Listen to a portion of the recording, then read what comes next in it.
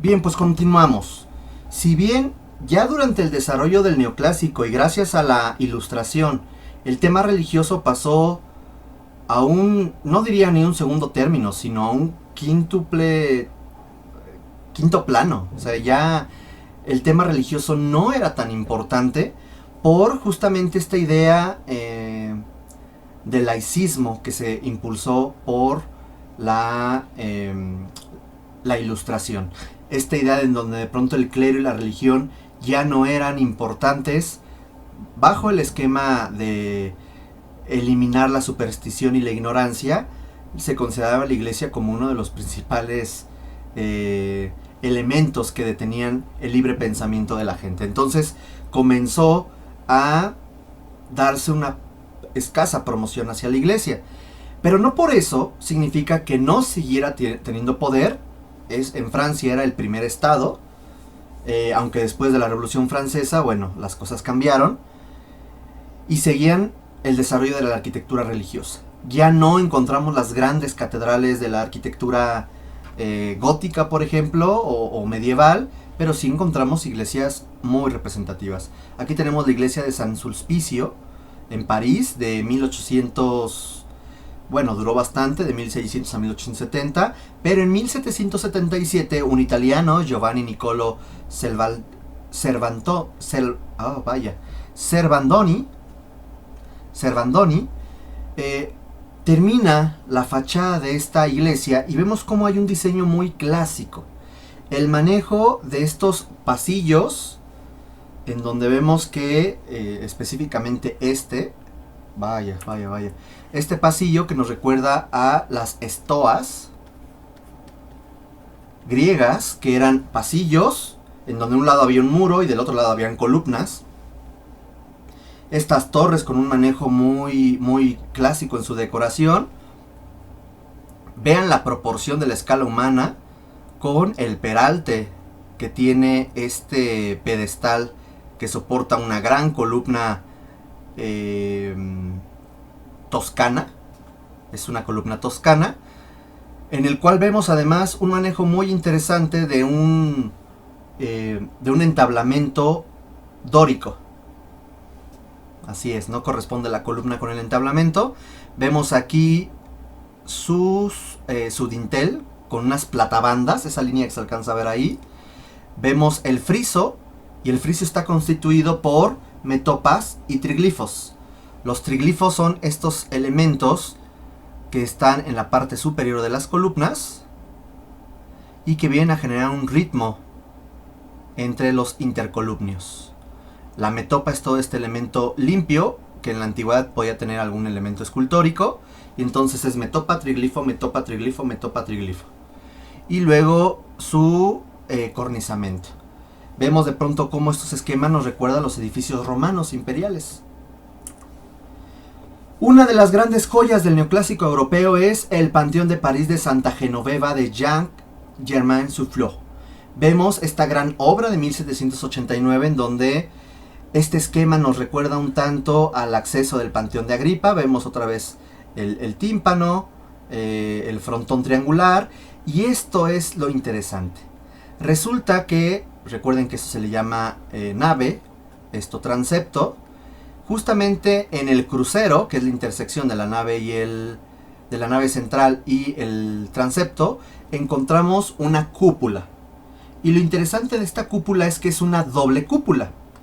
¿Dónde está esta doble cúpula? Vean aquí la fachada, la simetría, el manejo de la proporción, no se ve desproporcionado, de ahí la importancia de lo clásico. Esta cúpula. Resulta, recordemos todos, que una cúpula está conformada por un tambor y luego viene el casquete de la cúpula y se acabó. Pero resulta que este tambor podía tener un mayor peralte, tener unas ventanas enormes y dentro del tambor tener otra pequeña cúpula, que es la que estoy aquí punteando. Entonces la luz entra y cuando tú estás aquí abajo observas el intradós de una cúpula con pintura y luego ves al fondo otra gran cúpula. El casquete interno, o sea, el intradós de otra cúpula y te genera un efecto de trampantojos. Esto se llama una doble cúpula y ahorita vamos a ver su corte. Aquí vemos algunas exedras, algunos semicúpulas, los elementos decorativos que vemos en las columnas, en los capiteles. Vean el gran manejo tan limpio que tiene el interior. Esto ya no es barroco, el manejo clásico de la decoración, del entablamento, de sus columnas, sus fustes, el capitel, el friso del entablamento, el intradós de los arcos, las molduras, las pechinas. Estos son los arcos torales que van a soportar la cúpula. Aquí está la planta, esta es la nave que les estoy diciendo, el transepto, y de pronto aquí está el crucero que soporta la cúpula. Aquí están estos elementos de muros con pechinas, que son estos. Y ahora sí, vean la estructura de la cúpula. Vean cómo la cúpula, podríamos decir que hay lo que le estaba dibujando. Vemos aquí el tambor, cómo pasa la luz. Vemos en la parte, en este caso, un tambor remetido, el cual hace que en esta cúpula rebote la luz y me genera aquí un efecto lumínico muy interesante, enfatizado también por la linternilla, y entonces me genera un juego muy interesante de cúpulas. Vean, aquí estoy yo, observo este intradós y luego puedo observar otro intradós y su remate. Eso es una doble cúpula. ¿Cuál es el efecto? ¿Cuál es la intención? Pues generar este simbolismo de ascensión, que tú entres y vas hacia el cielo o hacia donde está el cielo.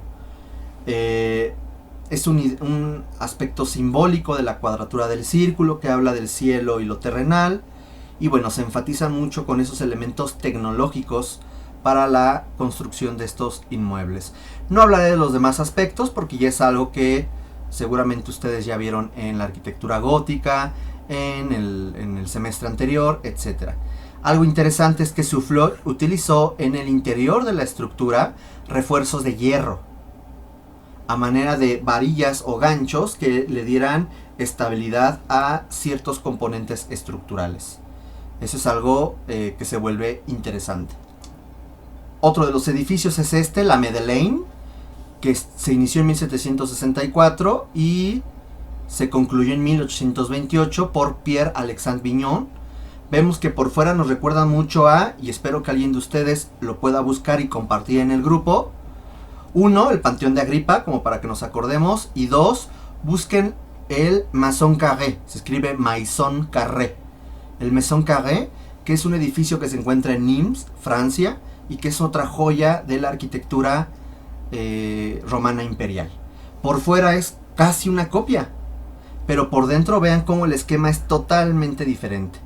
Tenemos un pronaos con 1, 2, 3, 4, 5, 6, 7, 8 columnas, octástilo. Entramos y vemos unas cúpulas muy poco peraltadas, en las cuales nos están marcando esta nave central y que tiene al final un ábside que no se ve en lo formal. Ahí ven el espacio como no coincide con la forma, para generar este elemento arquitectónico. Vemos como en el tímpano si se encuentra la idea del juicio final. Aquí está Dios, aquí está el arcángel Miguel, un ángel con su corneta, el del Apocalipsis. Y bueno, vemos aquí a María y etcétera. Vemos cómo empieza la idea del juicio final. De un lado está el cielo, de otro lado el infierno, cómo empiezan a controlar todo ese tipo de elementos iconográficos. Vean qué chulada. Ok. Referentes y de forma rápida por el tiempo. Francia, y quiero que vean este pequeño mapa. Francia, lo que estaba en amarillo, esto no nos interesa, los otomanos. Francia era el único reino no ilustrado, o sea, se le llamaba el antiguo régimen, porque era un gobierno absolutista que desató finalmente el movimiento de la revolución. de la Revolución Francesa. Entonces, todos los demás ya tenían un gobierno ilustrado en el nombre, porque en la práctica no eran del todo ilustrados, y Reino Unido, que ya tenía un gobierno parlamentario desde la Carta Unión, cuando se unió, se generó tal cual lo que era Gran Bretaña. Podemos tener que entonces Francia termina influenciando a lo que van a ser las futuras grandes potencias. España ya no era una potencia, pero bueno, España lo vamos a platicar la siguiente clase. España, Reino Unido, de pronto el Sacro Imperio Romano Germánico, que era un montón de principados y ducados de corte germana, en donde encontramos, por ejemplo, el Imperio Austriaco y encontramos el Imperio de Prusia, el Reino de Prusia. Estos comienzan a crecer y comienzan a anexarse más territorios y más territorios.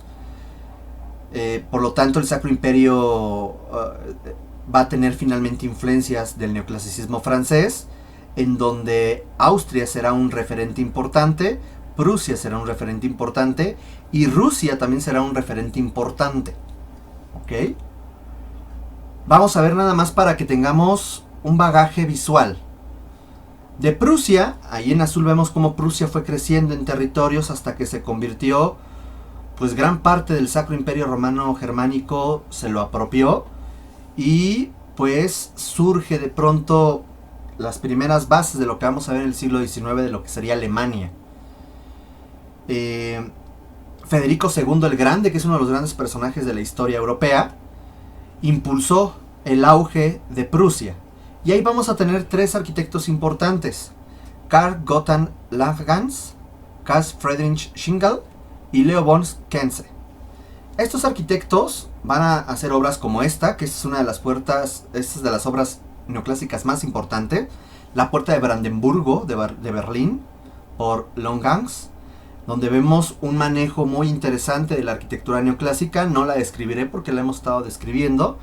En la parte superior vemos una cuadriga en donde se ve la victoria. Y justamente aquí el esquema de Prusia, el escudo de Prusia, perdón. Vemos cómo está marcando un acceso a la ciudad de Berlín. Y algo muy interesante, ahí está. Algo muy interesante, este mouse que ya me está fallando. Ahí está. Algo muy importante es que marca el acceso a Berlín. Y bueno, tendrá una historia muy importante porque Napoleón, cuando invadió este lugar, pues se llevó la cuadriga. En la Segunda Guerra Mundial, pues destruyeron prácticamente este edificio. Con el muro de Berlín lo tenía prácticamente enfrente. En fin, es un espacio muy simbólico para Europa. Tenemos el Konzerthaus de Berlín, que es un teatro de ópera. Vean el manejo interior y exterior, el manejo neoclásico de su composición. El Altes Museum de Berlín, el gran manejo de este espacio que nos recuerda a una estoa. Y algo bien curioso de Schinkel, este arquitecto, fue que Grecia en ese entonces tenía rey.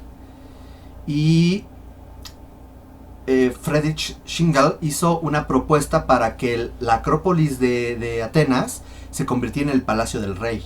Y ahí están los planos y los esquemas del palacio.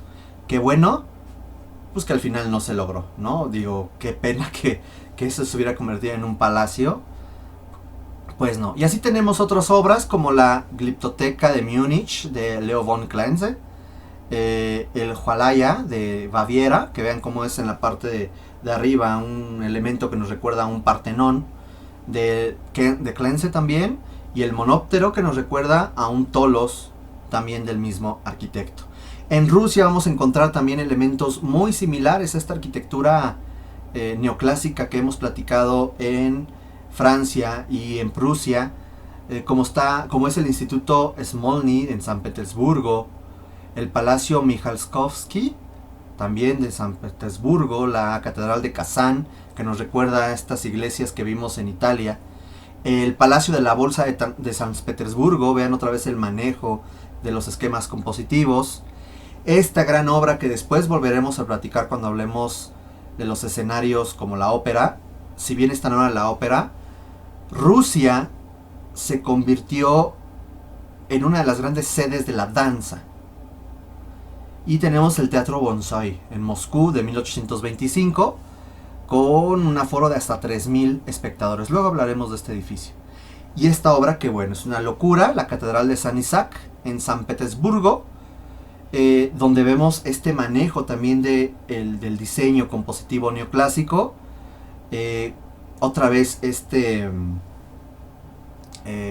esta cúpula muy interesante, una doble cúpula que te genera estos efectos. Vean el efecto que te genera.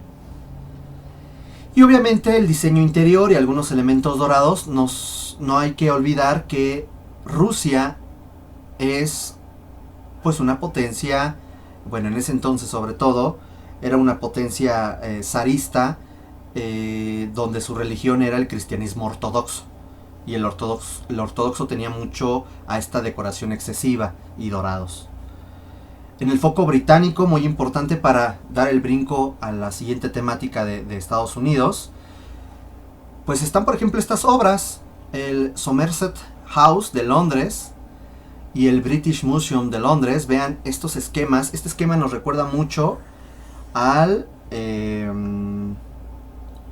altar de Pérgamo, que es un edificio ya del periodo helenístico, en donde vemos este manejo simétrico y pues monótono que va a tener. Y vean este edificio. Este edificio está de risa. ¿Por qué? Porque literal se copiaron la galería de las Cariátides del Erecteion de Atenas. Es la iglesia de San Pancras en Londres, de 1822. Al frente un diseño pues poco llamativo, muy sencillo, pero la parte lateral, vean, tal cual, ahí están las cariátides. Vean hasta dónde llegó esta idea de imitar la arquitectura. Bien, ahora, ¿qué pasa con los tratadistas? ¿Se siguen retomando estos tratadistas? Es lo que vamos a ver a continuación. Bien, ahora, ¿qué pasa con el tema de Norteamérica y con la educación? O sea, ¿cómo se enseñaba el neoclásico? Eso es lo que vamos a abordar al final de esta sesión. Aquí tenemos un edificio del cual ahorita platicaremos, que es el Capitolio en Washington, que a inicios de este año 2021 fue muy sonado. Ahorita platicaremos de ello. Entonces, ¿qué pasa con la educación de la arquitectura? Recordemos que anteriormente la arquitectura se enseñaba de forma gremial. Eso quiere decir que existía un gremio de familias en donde habían escultores, pintores, los que se dedicaban a la carpintería, los carpinteros, que van a comenzar a apoyarse para el desarrollo de grandes obras. Como los mismos canteros, que también es otra de los grandes gremios, los herreros, etc. En el caso de la arquitectura específicamente, eran familias como la familia Churriguera, por ejemplo, que encontrábamos en España, que eran familias. Y de pronto había esta idea de que el maestro, el oficial y el aprendiz, varios oficiales o varios aprendices, que trabajaban en talleres de arquitectura o de alerifes, que así se les llamaba, ¿no? Anteriormente, específicamente en España y la Nueva España.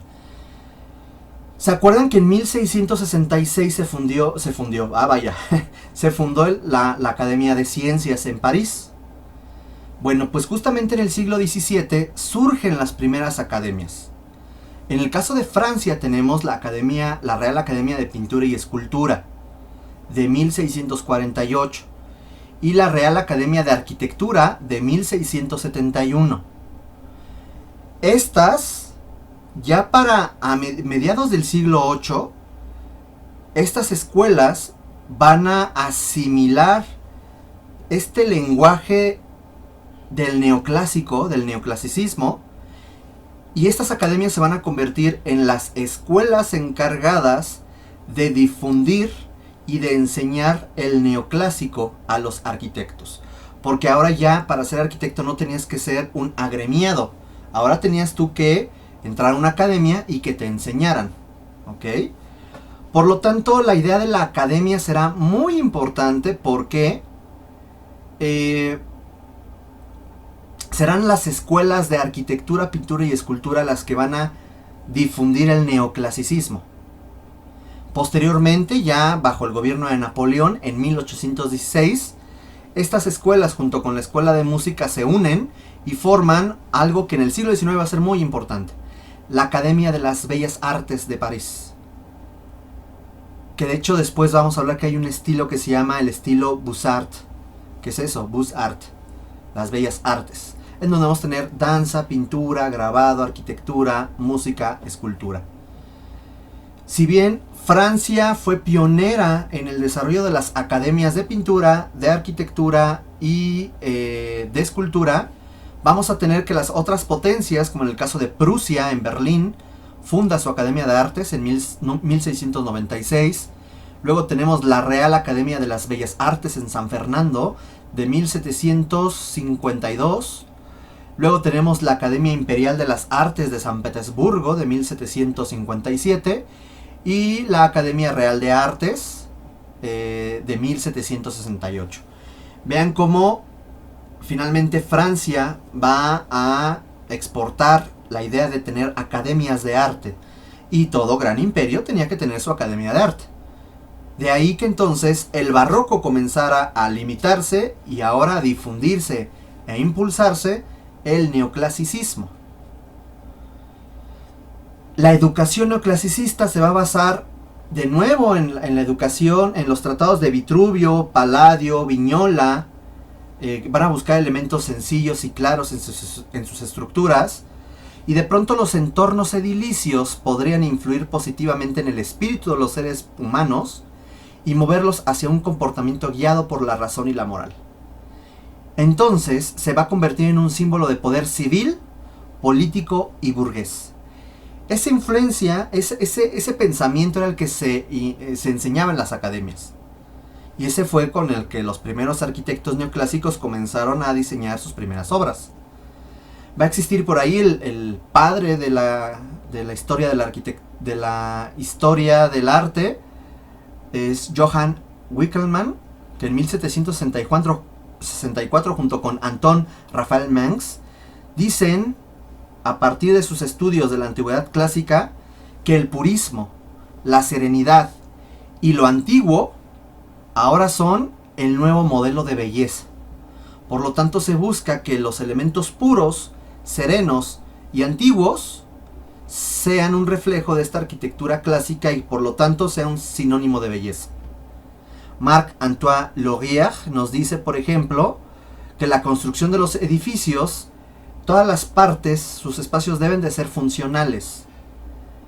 Deben de seguir las órdenes arquitectónicas según aspectos constructivos y no nada más decorativos. O sea, las órdenes deben de ser estructurales, no nada más decorativas. Eso es buscar una lógica a la construcción.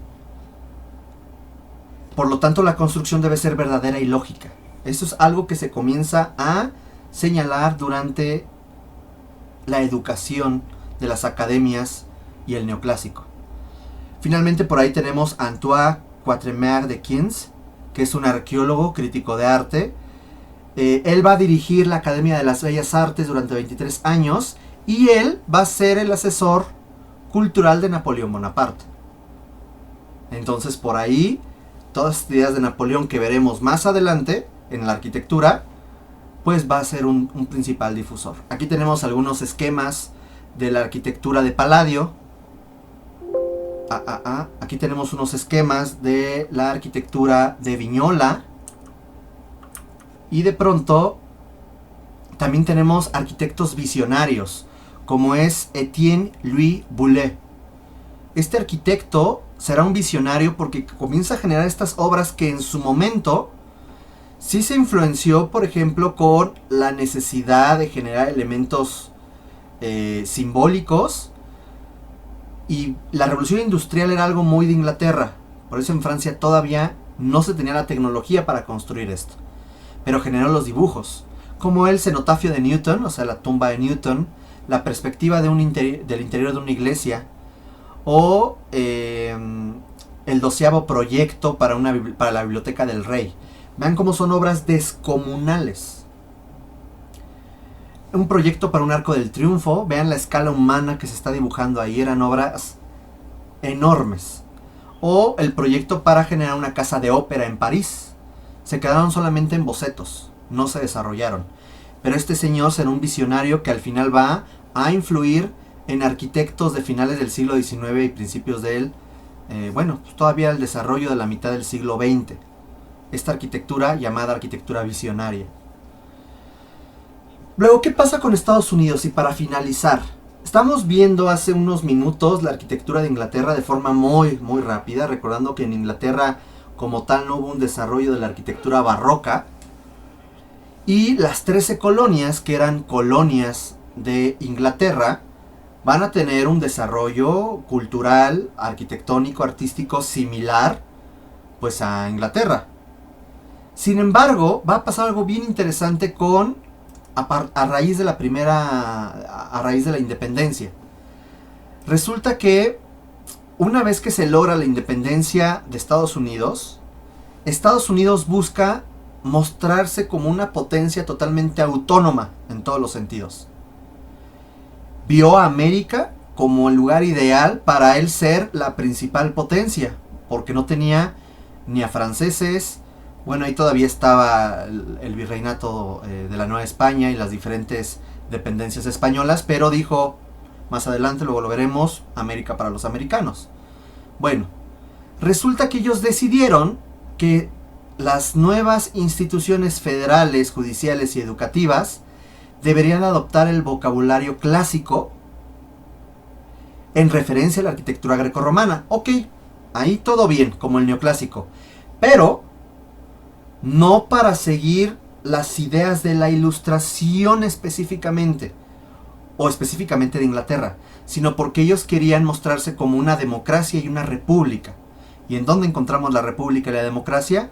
En la antigüedad, en Grecia específicamente. Entonces ellos van a utilizar la arquitectura clásica como un lenguaje de propaganda para ellos mostrarse como una emergente potencia con bases clásicas de democracia y república, en donde ellos se mostraran como una nueva potencia totalmente independiente. Vamos a encontrar dos arquitectos principales, Thomas Jefferson, sí, él era arquitecto, y Benjamin Henry Latrobe. De hecho, aquí hay un poquito, un esquema muy general sobre la planificación de la ciudad de Washington, D.C., de un francés, Pierre Charles L'Enfant, de 1791, en donde vemos cómo hay un manejo que se basó, en la parte de abajo de la fotografía vemos los jardines de Versalles, en donde retoma los jardines de Versalles más el lenguaje neoclásico de la época para generar la traza urbana de lo que sería la ciudad de Washington, D.C. Vamos a encontrar, por ejemplo, el Banco de Pensilvania de 1795 de Benjamin Henry Latrobe, en donde tiene un lenguaje muy claro hacia el clásico, ¿no? Con su frontón nuevamente, con su pronaos, con 1, 2, 3, 4, 5, 6, 7 columnas. 4, no, ya ven, estoy contando mal. 1, 2, 3, 4, 5, 6 columnas, vaya, hexástilo.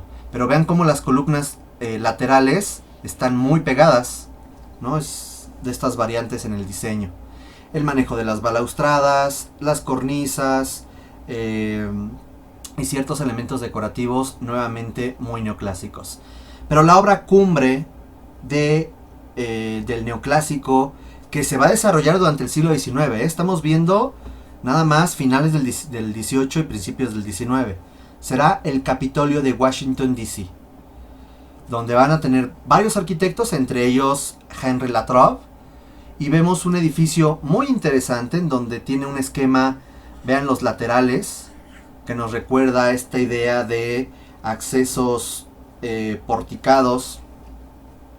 En el centro se vuelve a repetir el mismo esquema y está coronado, generando una simetría muy clara en el edificio por esta doble cúpula. Nuevamente, Aquí está el tambor, aquí está este otro tambor que te ilumina la parte superior de la cúpula que se encuentra aquí, y luego finalmente otra cúpula en la parte superior con una gran linternilla. Entonces esto es el extra 2, esto es el intra 2 de la cúpula, y vemos este manejo tan característico del neoclásico que nos evoca de pronto a elementos como el Panteón de Agripa. Vemos algunos elementos en la parte de abajo, estos arcos, los cañones, las bóvedas de cañón corrido, con estos elementos, se me fue el nombre, casetonados, porque tienen estos elementos como ahogados que nos recuerda a las estructuras romanas. Y vean estas fotografías, es un edificio realmente impresionante. La arquitectura manejada, la escultura, la plástica mostrada hasta en sus capiteles, estos elementos que nos recuerdan a los propileos. Los propileos son los accesos de la Acrópolis de Grecia, de Atenas. Nos recuerda estos propileos, ¿no? En donde llegamos ahora a edificios de justicia, a la sede del poder legislativo de Estados Unidos, la división de poderes, la democracia, la república. De ahí, de que lo que pasó a inicios del año 2021, cuando llegaron estos grupos de simpatizantes de Trump, híjole, el gran choque simbólico de que de pronto llegaran a invadir la sede simbólica de la democracia y la república en América, ¿no? Y pues bueno, vemos este diseño muy monótono, pero no por eso con un mal diseño, al contrario, un diseño muy interesante, muy proporcionado, y la gran cúpula que vemos aquí con sus tambores. Vean, aquí está la doble cúpula, vemos cómo ya hay el manejo de ciertas estructuras y elementos de hierro, que después platicaremos del hierro, para generar este efecto óptico, también llamado trampantojos, generado por la doble cúpula. En México tenemos algo así, lo veremos próximamente. Y en fin, pues todo el diseño que tiene junto con los jardines. Otro edificio es la Basílica de Baltimore, que es un edificio hecho también por la Trof. Vean cómo nos recuerda mucho al interior a ciertos esquemas romanos. La Casa Blanca de Hovan, el monumento de Washington, que al final no se construyó, la Universidad de Virginia de Thomas Jefferson. Vemos otra vez una pequeña copia del Panteón de Agripa, el Museo Smithsoniano del Arte Americano, nos recuerda un tanto a los edificios de Gran Bretaña, o el Capitolio de Columbus en Ohio. Vemos otra vez esos esquemas neoclásicos. Y pues bueno, hasta aquí llegaría nuestra clase del día de hoy. Muchas de estas temáticas las volveremos a tocar, como el caso de Estados Unidos, qué va a pasar con el neoclasicismo durante el gobierno de Napoleón, ya a partir del año 1800, qué va a pasar con Prusia, y cómo todo esto va a influir también en España y en consecuencia en sus virreinatos. Eso específicamente lo veremos la siguiente clase. Gracias, cuídense y hasta pronto. Bye.